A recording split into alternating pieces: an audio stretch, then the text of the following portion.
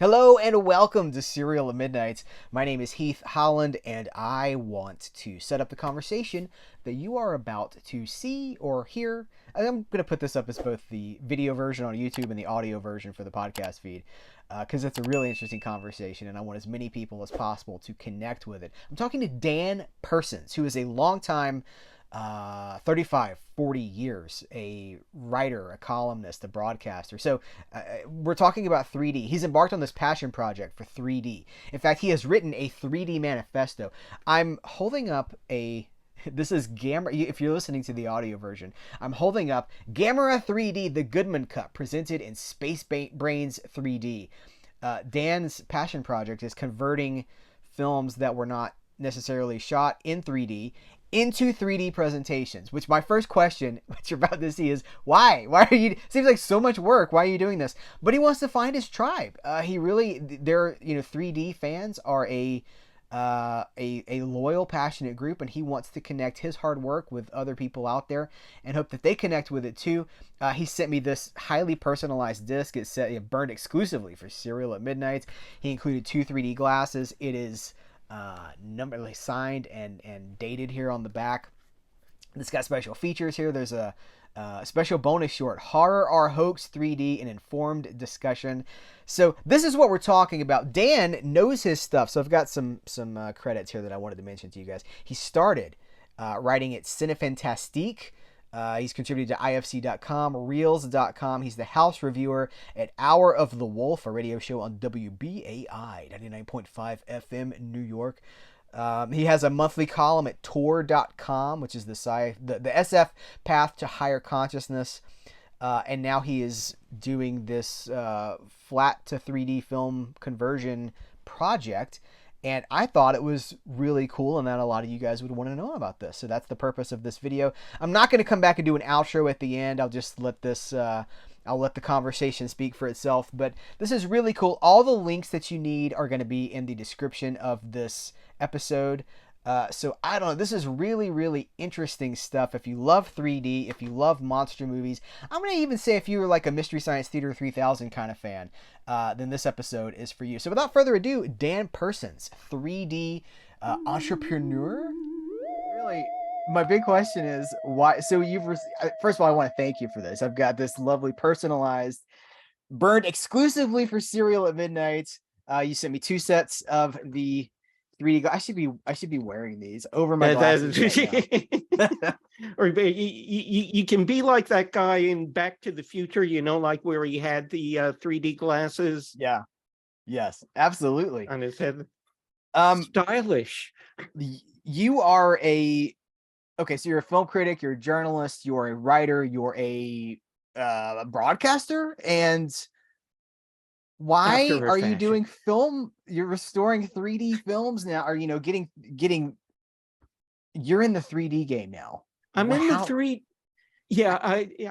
How did I come about? It's a question I ask myself frequently: is why am I doing this? And I can't really do a high concept, sum it up in 20 words kind of thing. When I get to the pearly gates and St. Peter says, account for yourself, why 3D? I'm in deep trouble. But so I've always been a techie. I was the 2-year-old who was trying to punch all the buttons in the elevator, or at least all the buttons he could reach in the elevator. And I've always had a fascination with display technology and presentation technology, video screens, film screens. So when I went to the 65 World's Fair, that was where I had my first orgasm. I'm exaggerating a little bit, but it's like all these screens. IBM had a show where you sat in these seats, and then the seats were raised by hydraulics up into the auditorium, and there were like 10, 20 screens in there with, and some of them were surrounded with lights. This was all automated. There was a live actor that would show up and address you, and I was in heaven. And in addition to that, I also had a fascination since childhood with 3D. And this was the point, this was after the 1950 3D boom. So you weren't getting it in the movie theaters, but you were getting it in like comic books and magazines, and they were all with the good old anaglyph, is what they're called, viewers. And I got hooked on that.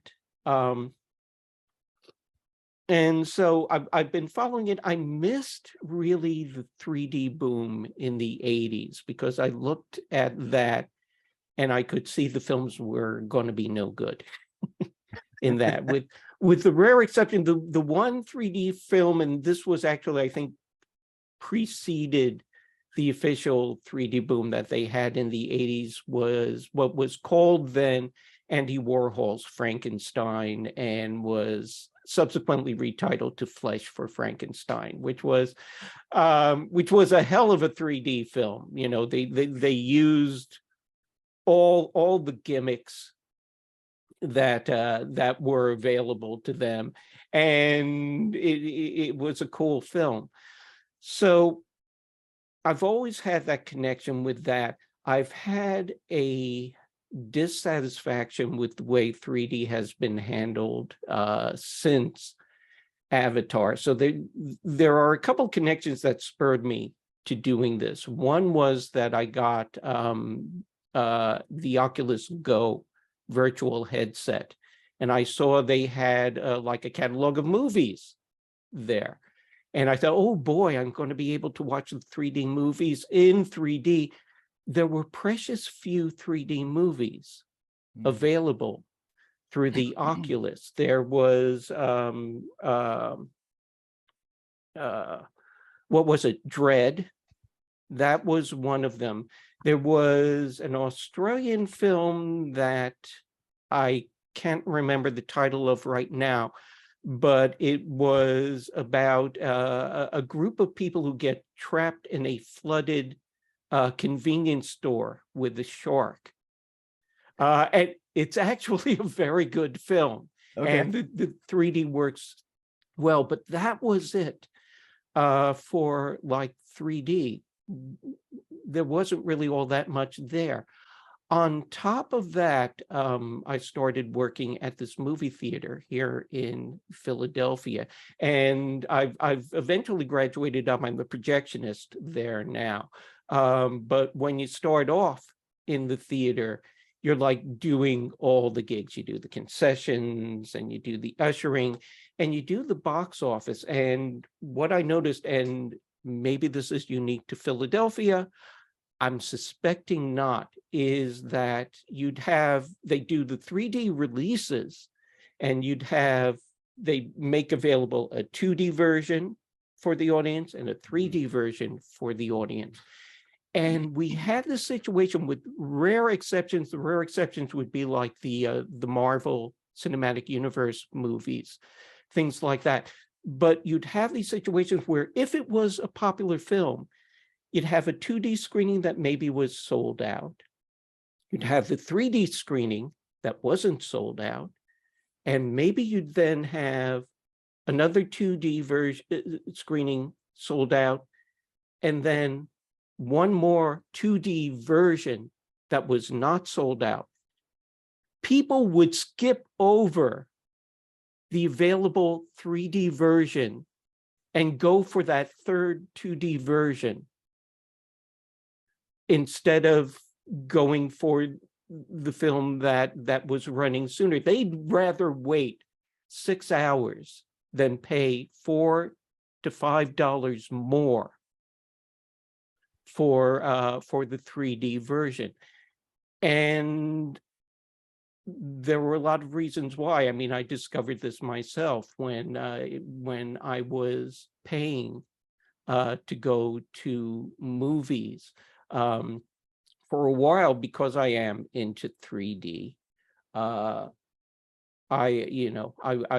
would go and pay the 3D, and it just struck me more and more that I'm paying more for something where they weren't really doing anything with 3D.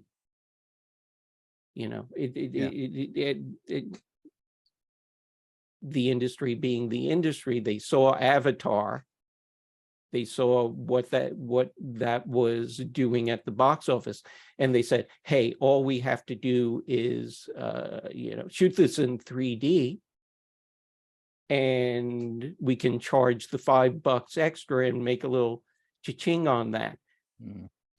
You can't do it that way. There has to be a reason for the 3D. I'm like real old school about this. If you're using a technology to tell a story, the technology should in some way be used to enhance the story. And that wasn't being done. It was just pure greed. We can, and the filmmakers, it was very clear, we don't want to bother with 3D. The cinematographers were going, I don't even want to think about 3D, and the studios were going, that's fine. You just shoot in 2D, we'll put it through the conversion process, and we'll upsell it for the extra $5. But what have you got? Mm-hmm. You've got the same film, and there really isn't anything more to be brought into it.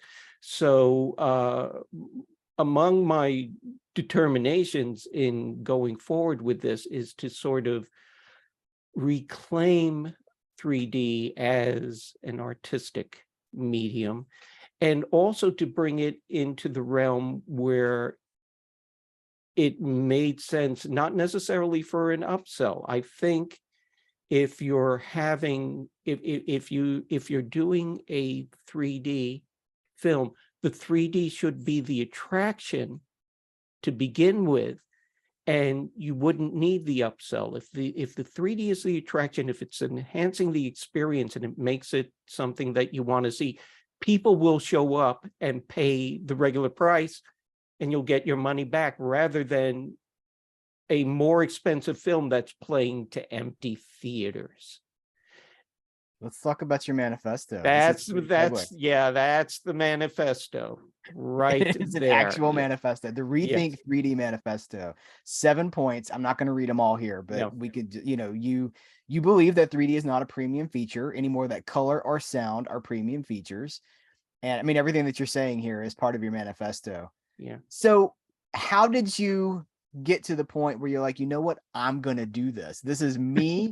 And I'm going to start with, is Gamera your first one? Gamera, friend to all children. I've been tinkering around with it for, I think like at least 3 or 4 years now. And I've brought it out. I was running a YouTube channel called Historama 3D, where I was taking these old public domain industrial and educational films and putting them through the process. So I've been tinkering around with it for a while. Gamera is the first one that I feel I could put out and actually put up for sale. Like I say, I've been doing this for quite a few years now. I've been tinkering around with various technologies. I finally found a couple of technologies that really, really work as worthwhile 3D experiences. And that's what gave me the confidence to actually put the Gamera DVD up for sale. Okay.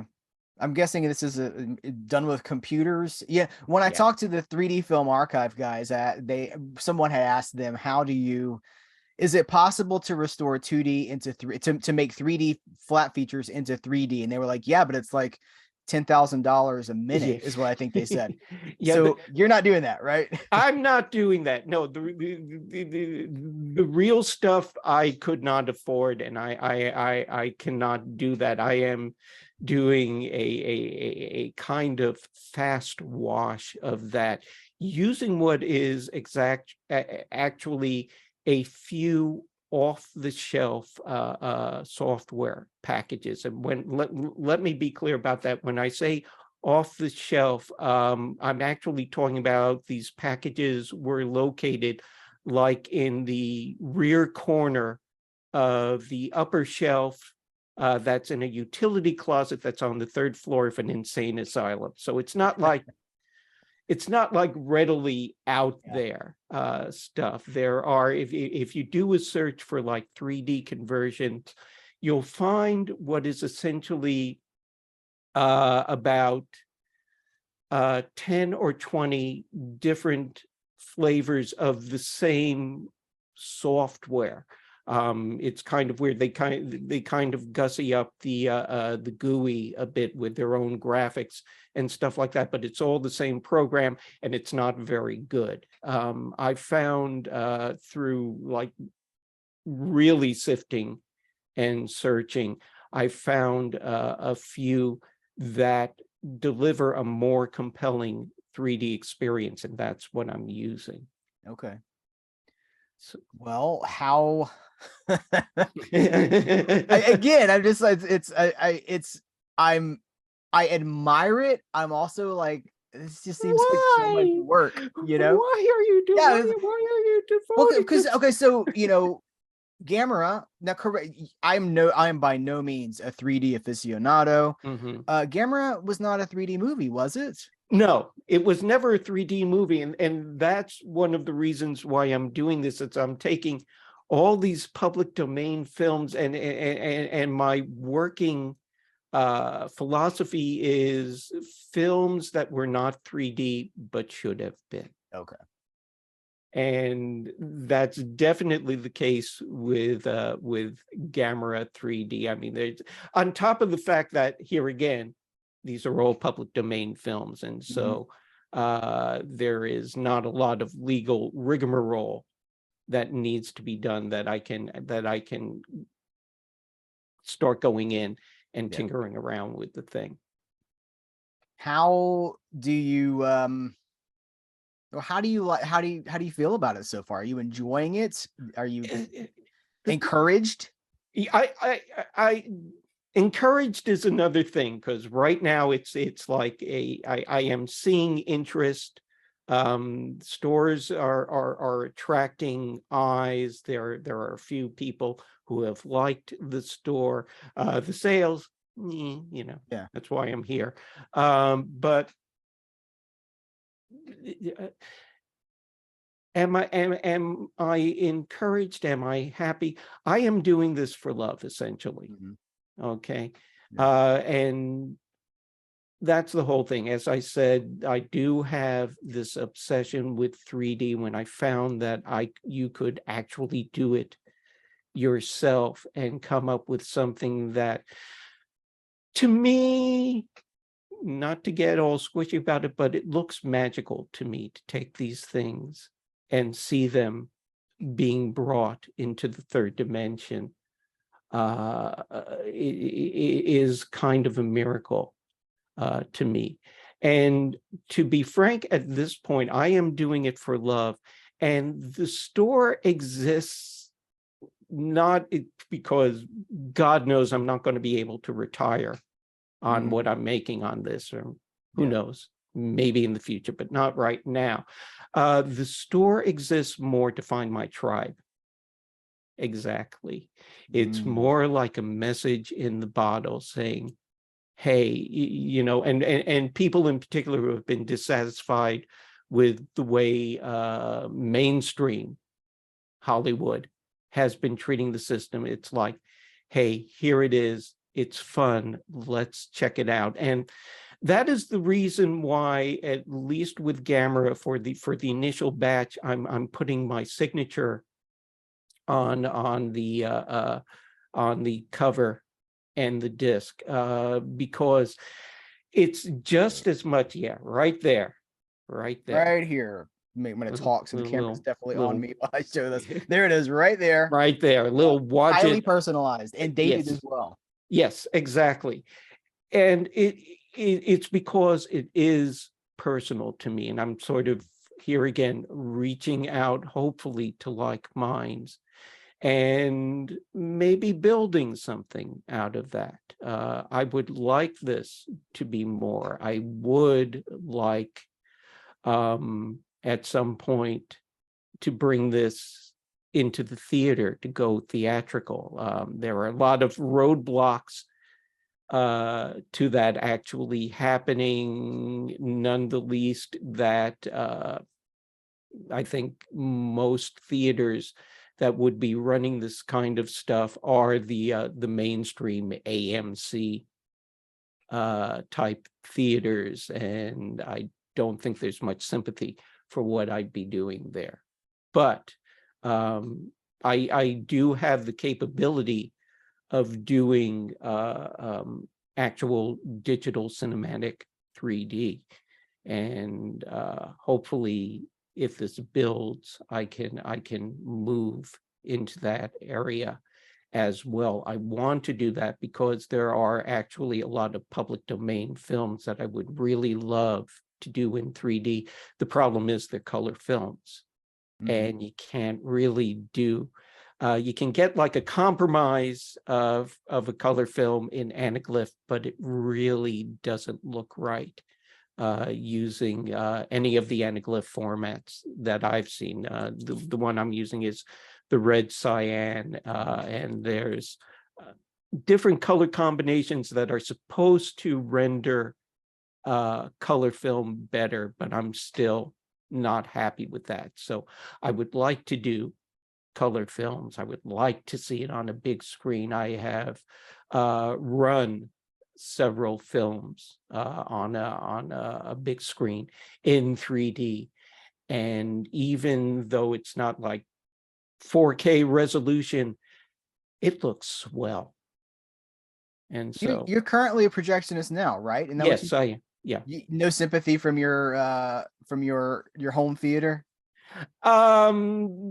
Here again, I don't want to say which theater I'm working for, because I'm not that, but everything that gets done in the theater has to be bounced off the home office, Okay. and the home office is Franchise kind of a thing, and yeah.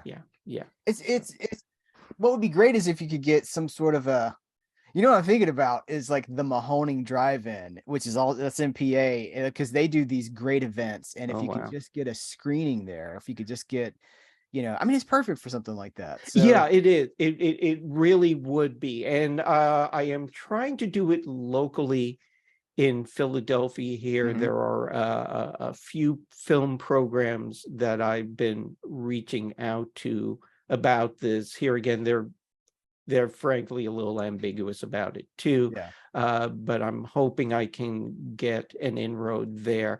Unfortunately, Philadelphia isn't much of a movie town, really. which I discovered after I moved here. So yeah, it's more sports. What's our call to action here? Let's mobilize people. Where do you want them to go? Okay, I want them to go to spacebrains3d.etsy.com. That's where the store is right now. I've got the Gamma 3D out there. I've also got the test print that I did just to make sure I could print everything out. That's like limited edition thing. It's only one of those. But I've also got the regular prints of Gamma 3D. Let me point out that I am doing this all on my own. I am burning the discs, I am printing the labels, and it's all being done on consumer equipment. So it's not like I can mass produce these things. So what I am doing is I am releasing these films in batches of 10. Now, right now, that hasn't been a real big issue. They haven't been flying out the door like that. But I'm releasing it in batches of 10 to give myself a window in case like a flood of orders come in. I can print them out without crashing the equipment and getting them out in a timely fashion to the people who order them. So if you come by the store and it looks like it's out of print, give it a couple of days and then it'll be back and available again. I'm one guy and I'm only human. Well, if people are like, well, what does this guy know about movies? Tell people, I will have introduced you already, but tell people your bona fides. Like, tell them, you write, you broadcast. I write, I review. I've been doing it for about 35, 40 years now. I cut my teeth with the legendary fan magazine Cinefantastique. I've also done stuff for over at ifc.com and reels.com. Presently, what I am doing is I've got two major gigs going on right now. I am house reviewer over at Hour of the Wolf. Sorry, I keep slurring that. Hour of the Wolf, a radio show that airs on WBAI 99.5 FM in New York and the tri-state area. That's weekly. It's every Monday at 9 p.m. And if you're not in the New York area, you can stream it over at WBAI.org. And if you've got other things to do Monday night at 9 p.m., there's also an archive that you can delve into and listen to the shows there. And aside from my segment, Jim Freund does a wonderful show that focuses on, as he says, science fiction, fantasy, enchantment, and the imagination. And he has a lot of, particularly if you're into the literary side of genre, he has a lot of influential authors on there, and it's a lively conversation. And it's worth checking out if that is your love. I am also a regular contributor over at Tor.com. I do a monthly column called The SF Path to Higher Consciousness. And it's basically built upon the premise of the fact that of all the film genres that exist out there, science fiction, fantasy, horror, have a way of delving deep into our souls and revealing to us how we look at ourselves and how we look at our universe. And so every month I pick out a film and I try to explore how the film has affected me personally and what the filmmaker has done to get me to that point, to that revelation. So right now, right in the next few days, I believe, and this will be weird, the next few days, the newest article will come out.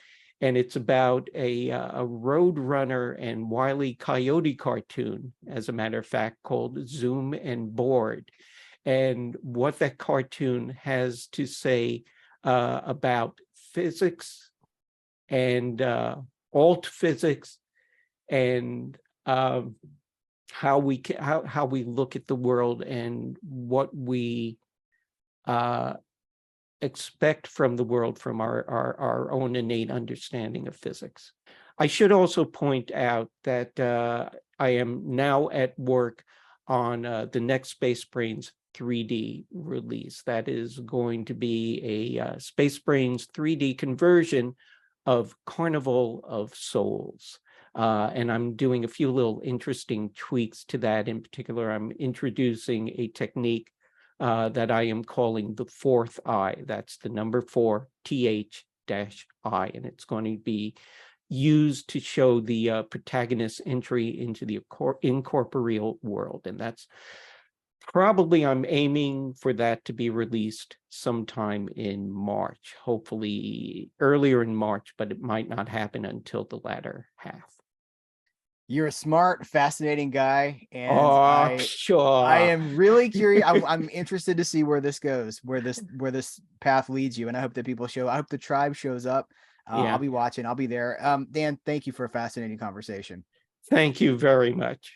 Now, I'll put links in the description of this video where people can just click through there. Guys, join in the conversation. If this is for you, let's talk about it. This is one of those things that is like, it's for fans by fans, and we got to show up for it and support our own. So let's elevate and congregate in the comments of the video. Dan, thanks again. Appreciate you guys. Thank you. Till next time, we will catch you later.